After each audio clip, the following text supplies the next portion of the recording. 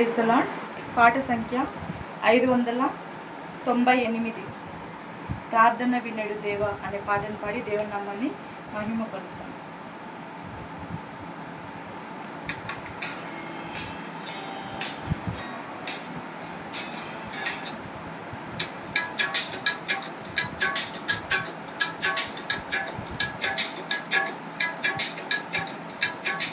ప్రార్థన వినడు దేవా, ప్రార్థించుమని నా ప్రభువా, స్వాదమునెల్లను ద్రోసి దరి చేరితి మము చూడు. స్వాదమునెల్లను ద్రోసి దరి చేరితి మము చూడు. పొందిన మేలుల మరచి మందిర సమృద్ధి మరచి, పొందిన మేలుల మరచి మందిర సమృద్ధి విడచి, పొందితి మిలలో బాధలు నిందలు తెచ్చితిమయ్యా, పొందితి మిలలో బాధలు నిందలు తెచ్చితిమయ్యా. ప్రార్థన వినడు దేవా, ప్రార్థించుమని నా ప్రభువా, స్వాదమునెల్లను ద్రోసి దరి చేరితి మము చూడు. స్వాదమునెల్లను ద్రోసి దరి చేరితి మము చూడు.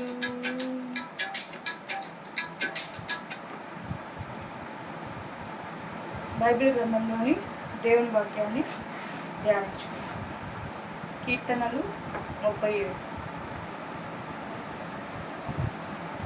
దావీదు రాసిన కీర్తనలు 37వ అధ్యాయము 16వ వచనం. దావీదు రాసిన కీర్తనలు 37వ అధ్యాయము 16వ వచనం. నీతిమంతునికి కలిగినది కొంచెమైనను బహుమంది భక్తిహీనులకున్న ధన సమృద్ధి కంటే శ్రేష్టము. మరొకసారి చదువుకుందాము. నీతిమంతునికి కలిగినది కొంచెమైనను బహుమంది భక్తిహీనులకున్న ధన సమృద్ధి కంటే శ్రేష్టము. ఇక్కడ దావీదు రాసిన కీర్తనల్లో ఇక్కడ చెప్పబడుతున్నది ఏమంటే, వ్రాయబడినది ఏమంటే, నీతిమంతులకి కొంత ధనమే ఉంటుంది. అంటే వాళ్ళు చూసినప్పుడు ఎక్కువగా ఆశీర్వదింపబడినట్టుగా కూడా కనిపిస్తారు. వాళ్ళకి కొంచెమే ఉంటుంది, అయితే వాళ్ళ హృదయంలో సంతోషం ఉంటుంది, వాళ్ళ ఇంట్లో సమృద్ధి ఉంటుంది.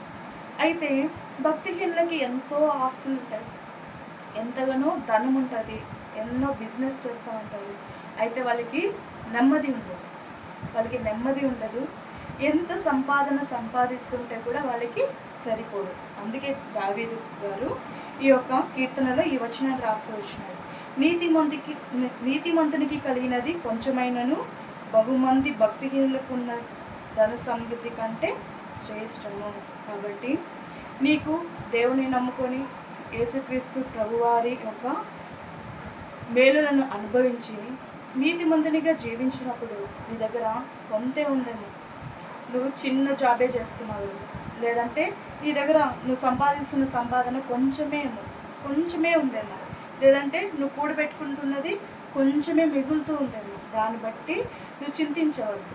భక్తిహీనులు వాళ్ళు ఇంతగా సంపాదిస్తున్నారే, వాళ్ళు కూర్చుకుంటున్నారే, నేను కూర్చుకోలేకుండా పోతున్నానే అనేసి మీరేమి నష్టపోకూడదు, దుఃఖపడకూడదు, చింతించకూడదు. అయితే దేవుని వాక్యం సెలవిస్తుంది, నీతిమంతులకు కొంచెం ఉంటే కూడా వాళ్ళు నెమ్మది కలిగి ఉంటారు, వాళ్ళు దేవుని సన్నిధిలో వాళ్ళు దేవుని ఆరాధించే వారిగా ఉంటారని దేవుని యొక్క వాక్యము వ్రాయబడింది. అలాగనే నీతిమంతులకి ఎవరు సహాయకరుగా ఉంటారంటే ఇక్కడ 17వ వచనము,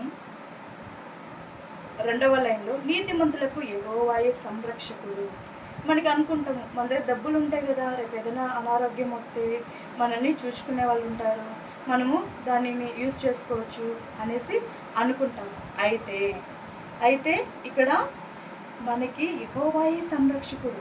ఏ సమస్యలో వచ్చినా దేనిలో వచ్చినా అయితే దినదినము మనము పిచ్చుకల కంటే మీరు శ్రేష్ఠులు అని దేవుడు మాట్లాడుతున్నాడు. పువ్వులను నేను అలంకరించి ఉన్నాను, వాటికి దుస్తులు ఉన్నాయా? లేవు.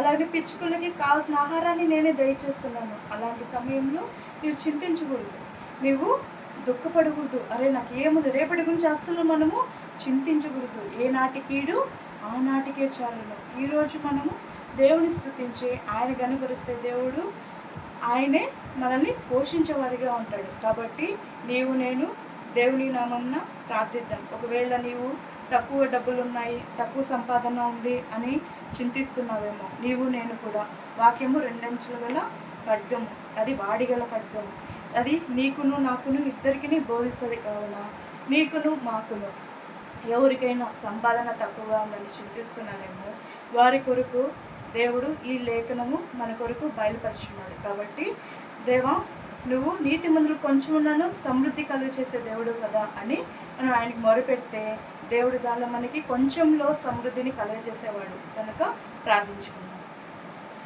ప్రేమ పరలోక తండ్రి, దేవా నీకు ఎన్నో వందనాలు ప్రభా. సర్వశక్తి మంతుడా యేసయ్య తండ్రి ప్రభా, దావీదు రాసిన కీర్తనలు ప్రభా 37, 16, 17 వచనంలో ప్రభా మేము మాట్లాడుతూ వచ్చినందుకే వందనాలు ప్రభా. నీతిమంతుని కలిగినది కొంచెమైనాను భక్తిహీనులు కలిగిన ఎక్కువ కంటే శ్రేష్టమని ప్రభా తండ్రి, మీరు ధన సమృద్ధి కంటే భక్తిహీనుల కంటే శ్రేష్టమని ప్రభు మాట్లాడుతూ వచ్చినావు ప్రభు. తండ్రి నాయన నీ వాక్యం చేత మమ్మల్ని ఆదరిస్తూ కృప చూపిస్తూ బలపరుస్తూ వస్తున్నందుకే వందనాలు ప్రభు తండ్రి. ఎవరైతే ప్రభు తండ్రి అప్పులలో ఉన్నారో వాళ్ళని జ్ఞాపకం చేసుకోనండి, సంరక్షించండి, వాళ్ళ అప్పులను తీర్చండి, వాళ్ళకి నెమ్మదిని కలుగజేస్తూ రావాల్సిందిగా యేసుక్రీస్తు నామములో స్తుతించి ప్రార్థించి వేడుకుంటున్నాం తండ్రి. ఆమేన్. Praise the lord.